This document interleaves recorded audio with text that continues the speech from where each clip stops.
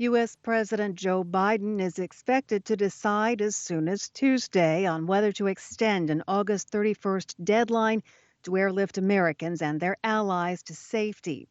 That's according to Reuters news agency, who cites an administration official as saying on Monday that the president would decide within 24 hours whether to extend the timeline. Biden had said on Sunday that U.S. troops might stay beyond the August 31st deadline to oversee the evacuation.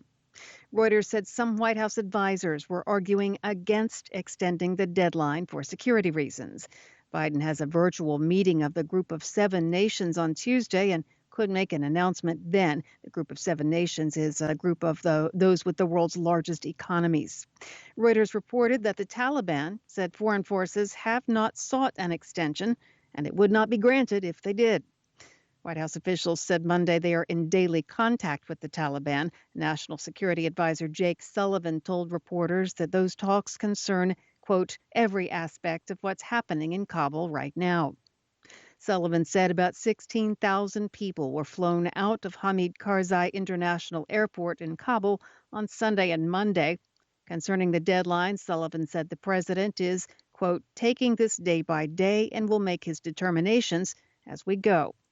In an interview with Britain's Sky News, Taliban spokesman Suhail Shaheen said if the U.S. extends the deadline, in his words, that means they are extending occupation. He said such an action would, quote, provoke a reaction. The United Nations warned Monday that Yemen is no closer to peacefully resolving its civil war as the country spirals faster toward famine and other catastrophes. UN humanitarian chief Martin Griffiths told reporters on Monday, quote, there is perhaps one overarching humanitarian priority, and that is to stop the famine. Griffiths said about 5 million people are just one step away, these are his words, from succumbing to famine and the diseases that go with it. He said 10 million more people are right behind them.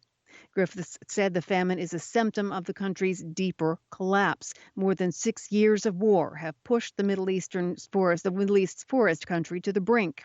While food is available in the country's markets, people can no longer afford it. The country's GDP, gross domestic product, is down 40% since the war started in 2015, and fuel shortages have become critical. The United States on Monday imposed sanctions on an Eritrean official it accused of being engaged in serious human rights abuse in the conflict in Ethiopia's Tigray region, where thousands have been killed and over 2 million displaced. The U.S. Treasury Department said in a statement that it blacklisted the chief of staff of the Eritrean Defense Forces. The Treasury said he commands forces that have been operating in Tigray and accused the forces of being responsible for massacres, sexual assaults, and purposely shooting civilians in the streets, among other human rights abuses. The U.S. has repeatedly called for Eritrean troops to withdraw from Tigray. Eritrea sent troops to Tigray after Ethiopian federal forces launched an offensive in November in response to attacks on federal government bases by forces loyal to the Tigray People's Liberation Front. Eritrea denied for months that its troops were in the region, but later acknowledged their presence while denying they were responsible for abuses. A U.S. police officer has been cleared of wrongdoing in the shooting death of a woman who joined the January 6th attack on Congress by supporters of former President Donald Trump. The U.S. Capitol Police determined that the officer acted lawfully and correctly under department policy, which permits deadly force, quote, in defense of human life, including the officer's own life, or in the defense of any person in immediate danger of serious physical injury. The officer, who has not been identified, shot protester Ashley Babbitt, a 35-year-old Air Force veteran, as she attempted to break through a doorway with dozens of others behind her. Trump supporters have sought to elevate Babbitt as a martyr, even as the U.S. Justice Department is seeking to prosecute close to 600 of those who took part in the violent January 6th attack.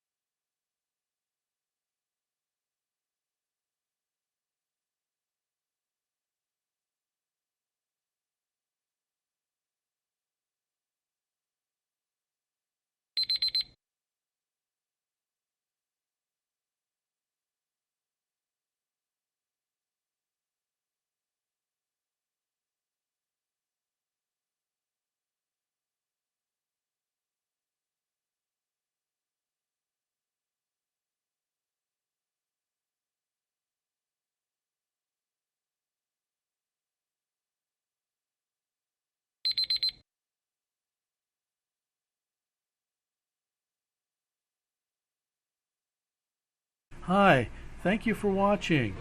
I hope the videos are useful for you. Please subscribe to my channel using the button below.